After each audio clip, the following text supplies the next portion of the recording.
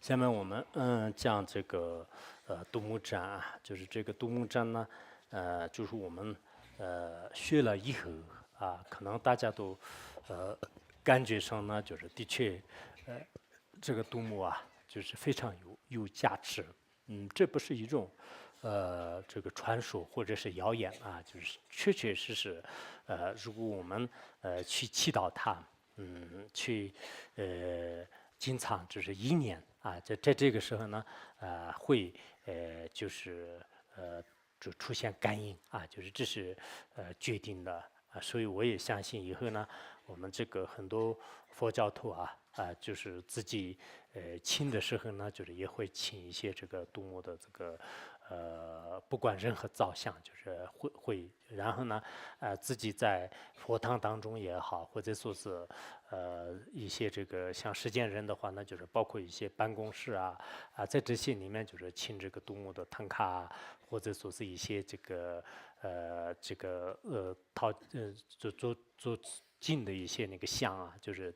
甚至有一些像印度的话呢，有好多檀香木啊，就是木质的，就是雕刻的，就非常庄严的这个像。其实这个杜牧法门呢，就是以前在藏地和印度呢，就是非常这个兴盛。应该是从这个它的文化艺术当中也可以看出来，就是到了这个藏地的时候呢，就是每家每户都是基本上就是供着这个杜牧像的，就是特别多的。然后呢，包括在我们这个市场上呢，就是也经常就是看到这个请杜牧这个发像的，就是相当多。然后念诵这个杜牧信主的人呢，也是相当多的就是相当多的。到了印度的时候呢，就是也有这种感觉，就是而且呢有许许多多的一些故事，就是包括我们这个有一些导游都是去过印度这个金刚座吧，就是印度金刚座的话呢，就是也有很多的这个杜牧像的故事就比如说以前呢就是据说是有一个小乘的这个比丘就是他平时呢就是对这个杜牧法门呢就是比较排斥，就是甚至呢就是也有这个诽谤就也有诽谤。有时候呢有一次呢就是那个菩提迦叶的这个附近。就是在这个河里面呢，就是他就掉在这个河里面，就是然后特别危险的。在那个时候呢，他就心里面突然想起来了，就是据说是杜牧呢，就是让这个救就是让这个救一些睡在的这个过患，就是然后他就马上就是念那个杜牧，念杜牧的时候呢，杜牧就是先生说，你平时呢就是对我就是不恭敬，今天你为什么就是对我那么有这个信心呢？但不管怎么样呢，后来就是把他就是他那个附近呢，就把他是有个木雕的这个杜牧就是这个木雕的杜牧。其实这个木雕的杜牧呢，他祈祷的也是他，然后呢就是先生的也是就是这个木雕的杜牧像，就是后来就是人们呢就是把他就是称之为是这个入水杜牧，因为他亲自这个入到水里面去去这个杜牧，就这也是这个印度金刚座的附近就是有这个杜牧像。还有印度金刚座附近呢，就是据说有一个这个老妇女就是她呢就是对杜牧很有信心，很有信心以后呢，她向那个就跟这个大塔的附近呢，就是造一个杜牧的像，就然后她自己花了很多的钱就是然后就是包括一些这个出工出力，就是然后就是造的时候造完了以后呢，就是她一看这个杜牧殿堂的话呢，跟原来的这个菩提迦叶大塔呢，就背道而驰，就是他就背对着这个。然后呢，就是他就心里就是特别的后悔，就是但是你完全把这个工程全部要盖的话，那就是没有这个能力。他那个时候呢，就是特别的这个苦恼就是特别后悔，就是应该刚开始的时候呢，就是没有这样这个建好，就是因为这个很多建筑的话呢，就刚开始没有建好，就是到最后一看呢，就觉得有些这个建筑呢就是不好看就是有些建筑呢就是质量就是不好就是风一吹的时候就开始。有些建筑呢，就是这个也是受到就是一些其他部门的批评就是等等。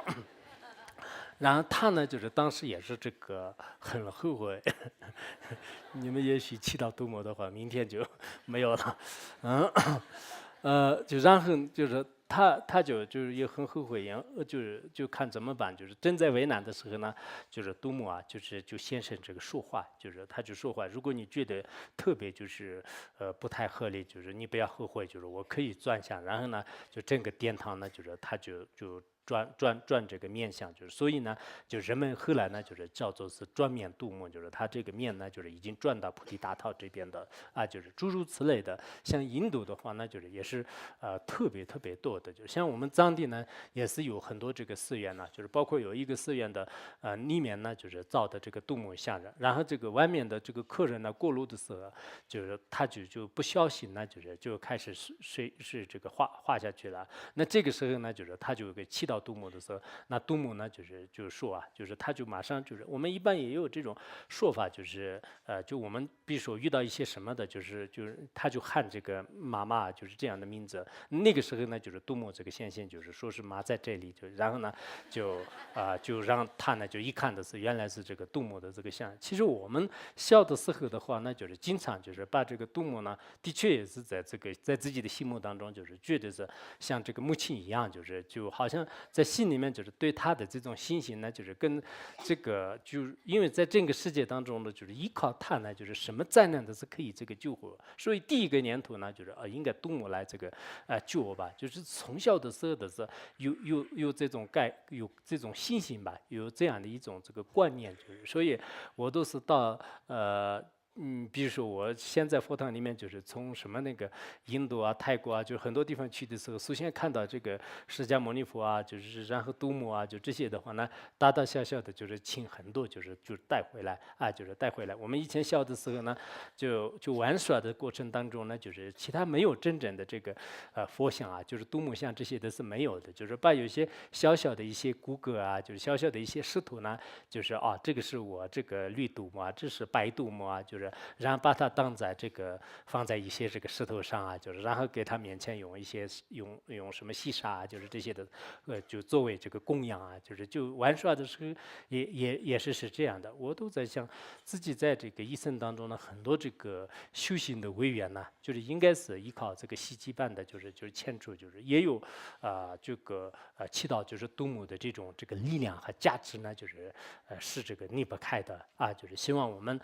在座的道友呢，以后肯定有个别的人呢，就是肯定有，不管是实力也好、财力也好，各方面应该有能力的。那么有的话呢，自己也是可以，就是造一些这个杜牧的这个像啊。就比如说你是变成一个寺院的这个主持人的话呢，那首先呢，就是你在这个寺院里面就要造一个这个杜牧的这个像的话呢，我相信对这个当地的人们呢，就是肯定会就是很多的这个灾难呢，就是包括我们现在的就是很多狂风啊、水灾啊、火灾啊，还有就是种种的灾难呢，依靠这个杜牧像就是可以这个熄灭的。同时，个人来讲啊，我们个人呢，就是在魔法时代的当中啊，真正能战胜为缘的人呢，也是很少的啊。就很多人的是，刚开始一直到最后呢，就是33种修行圆满。可是有时候呢，就是烦恼就是一出现；有时候呢，就是外面的这个邪魔歪道一出现。一出现的时候，自己的心呢，就是完全的是被他已经这个控制着了。在这个时候呢，你要这个像这个战胜这种外障啊，就是这个外缘，或者说是你要就是真正让这个控制他们的话，那就是有一定的这个困难。如果我们依靠一些这个想不到的，就是祈祷这个杜牧当这种方法的话呢，就是完全是可以有这个就是